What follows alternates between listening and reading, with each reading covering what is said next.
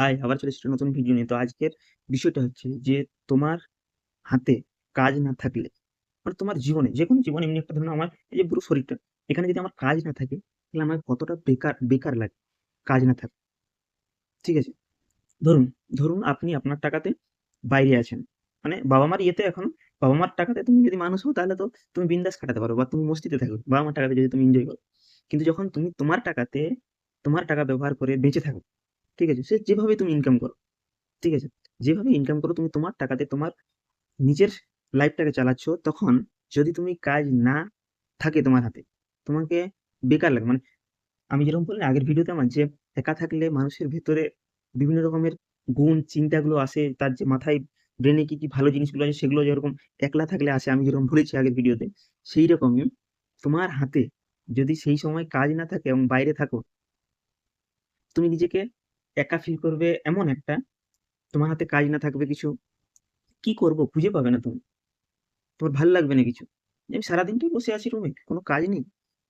ঠিক আছে? তুমি আর রুমে একা আছো, রান্না করতে তোমাকে ভালো লাগবে না।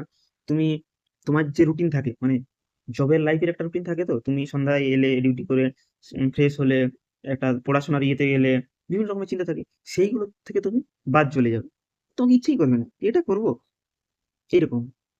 তো জীবনে আমি একটাই কথা বুঝতে পারছি যে কাজ থাকা খুব প্রয়োজন, না হলে তুমি একাকিত্ব এতটাই ফিল করবে যে কিছু বলার থাকবে না। তো এখান থেকে বুঝতে পারি যে সত্যি একটা কথা বলার লোক খুবই প্রয়োজন মানুষের জন্য, যেটা তার দুঃখ কষ্টগুলো তাকে সে বলে প্রকাশ করতে পারে। এই কাজ না থাকলে তুমি অনেক বোর ফিল করবে।